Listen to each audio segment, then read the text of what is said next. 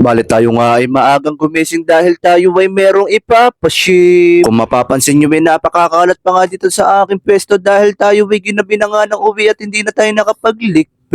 Bali nga sa punto na to ay akin ang pinagsasaksak nitong karton dahil ito ang ating paglalagyan na 20 perasong Syrian. Bali nang ito nga ay matapos ko na agad ko nang pinaglalagay itong aking mga hamster sa loob ng karton at ito ay dadalhin pa nga ng North Caloocan. Bali pinilihan ko na nga lang si Bossing ng mga good size dahil lang gusto niya talaga is yung malalaki na. Bali nang matapos ko nga siyang pilihan sa mga babae ay dito naman ako pumili sa mga barako natin na hamster. Bali napaganda nga si Bossing ngayon dahil ang ating mga hamster ay talaga namang napakaganda. Bali sinadya ko nga talaga na ipahiga pa itong karton dahil pag ito ay aking pang pinatayo ay talaga namang masikip na para sa kanila. At nang matapos ko nga itong maipaship ay agad ko naman sinunod yung ating next batch na ipapaship. Bali ito nga po pala ay 4 na pares ng Campbell Dwarf Hamster at ito ay sinamahan nga rin po ni Bossing ng 18 liters at ito ay screen at acrylic. Bale sinamahan nga po ito ni Bossing ng 4 na perasong ceramic food dish at ceramic high. At syempre hindi nga po mawawala ang